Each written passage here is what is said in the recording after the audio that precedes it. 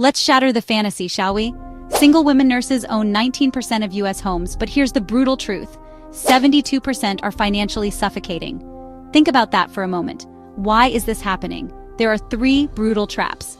First, shift cancellations gut income, while mortgages, as we know, never pause. Second, property taxes in nurse-heavy states like Texas or Florida devour 15% more of their pay than renters pay. And third, hospitals per overtime during recessions, yet property taxes still surge 7% yearly. That safe investment we often hear about, it forces 68% of these nurses to raid their retirement funds just to avoid foreclosure. It's truly heartbreaking. Sally, I hear your concerns about those brutal traps and the financial suffocation nurses face. And yes, those are grim realities. However, what you're missing and what's crucial to understand is that nurses actually unlock exclusive FHA loans at just 3.5% down. And consider this, appreciation builds generational safety nets that renting simply never provides. Furthermore, strategic owners can house hack spare rooms for $1,500 per month in passive income. That can cover those phantom costs entirely. It's a different perspective, isn't it? This next bombshell truly stings. 42% of divorces force home sales at a loss within 6 months. Think about that, a forced sale. Desperate sellers accept 15% under market value. Now, add 6% in realtor fees and an average of $22,000 in divorce debt, split between spouses. A $500,000 home, after all that, nets just $205,000 per spouse, annihilating their original $100,000 down payment. It's gone. Even worse, 29% get trapped co-owning with exes, sparring over roof repairs while new partners move in. It's absolutely toxic. That's a truly devastating picture you've painted, Sally. This divorce equity carnage is indeed a harsh reality. However, there's a powerful tool. Prenups with tenancy in common clauses can prevent this. Let me explain. These clauses specify that one spouse buys out the other at preset appraisal terms. I've personally seen couples protect as much as 94% of their equity through mediation, proving that ownership, when structured correctly, can outlive marriages. That kitchen remodel you're dreaming of, it can be financial suicide. Consider this. 68% of renovations trigger tax reassessments, jacking your property taxes forever. Yes, I said forever. A $30,000 quartz countertop project in California, for example, adds $1,200 per year in taxes. Over 20 years, that's an extra $24,000. But here's the real scam. Only 22% of renovations boost resale value enough to actually cover their costs.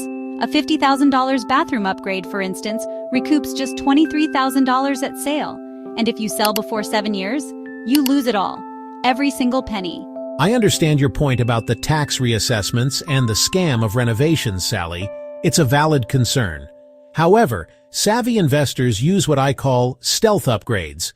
Things like non-permit flooring, smart home technology, or energy-efficient windows that actually qualify for green tax credits. Let me give you an example. My $20,000 HVAC replacement earned me $4,500 in rebates and cut my energy bills by 30%. So while some renovations are indeed traps, others can be incredibly smart investments. Here's another stark reality. Owners decline 37% more career promotions. Why? Because relocating means facing $50,000 in selling costs. Think about that.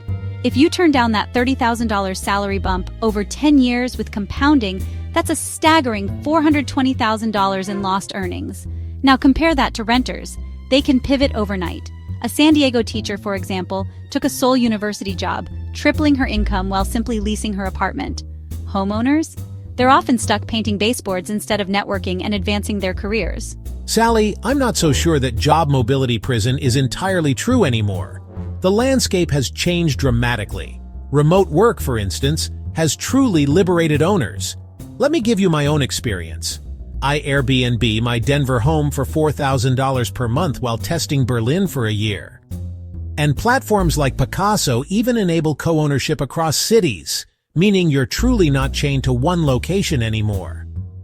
The world has opened up for homeowners in ways it hasn't before. FEMA's dirty secret, and it is a dirty secret. 52% of disaster claims get slashed by co-insurance clauses. Let that sink in. Miss a $5,000 roof upgrade? They'll deduct 40% from your payout. A $400,000 rebuild can quickly become a $160,000 out-of-pocket nightmare. And it gets worse. Flood zones remapped in 2023 put 12 million homes in high-risk categories overnight, and insurance premiums spiked a shocking 122% in Florida. We saw thousands abandon their dream homes just last year. This is a real threat.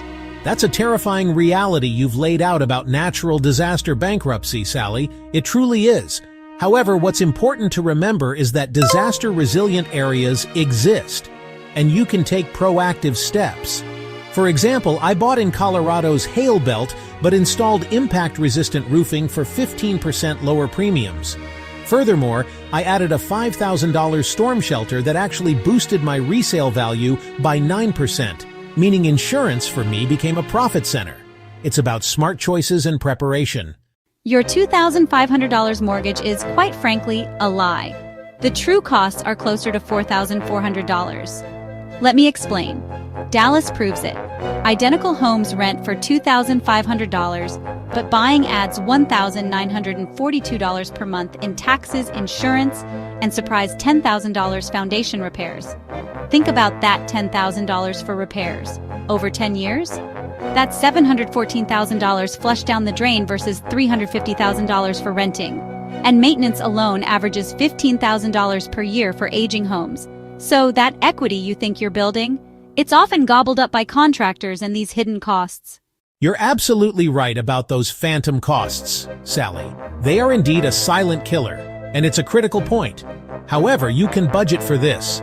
You can budget 1 to 3% of your home's value yearly for maintenance, and even with that, it's often cheaper than rent hikes.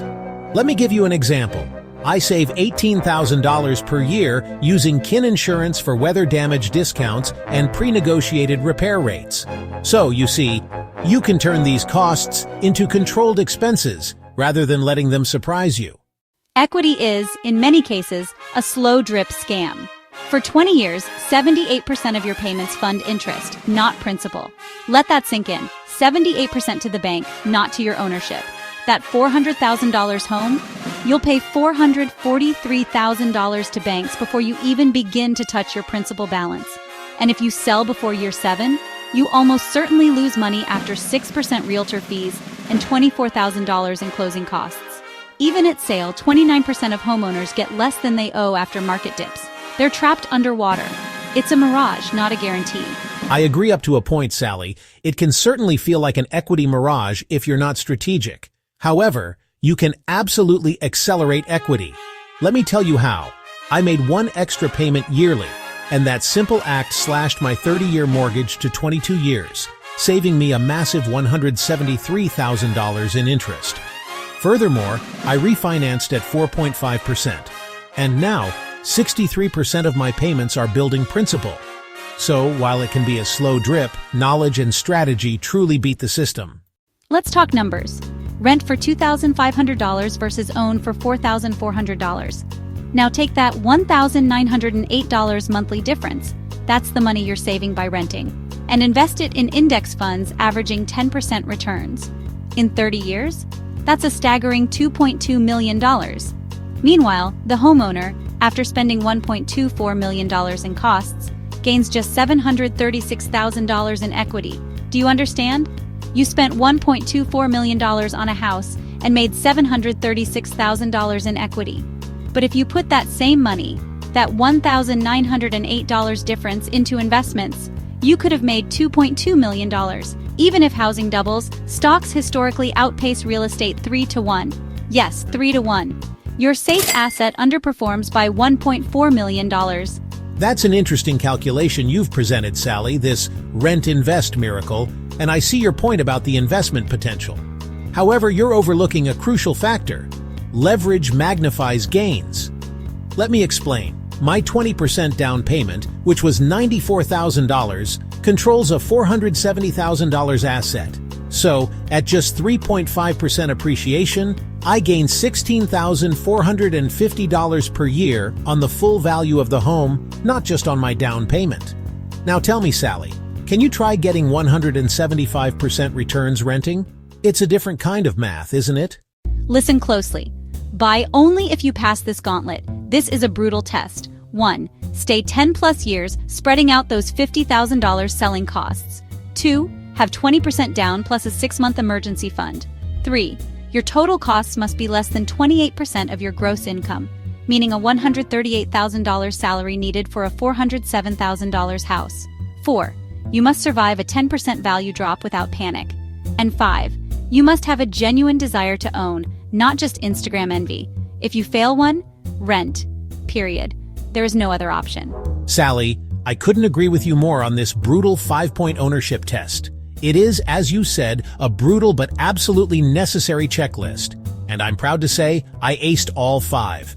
My Jersey home's value jumped 40% since 2020, and tax deductions saved me $11,000 yearly. But I would never ever recommend buying without this checklist. It truly is financial Russian roulette without it.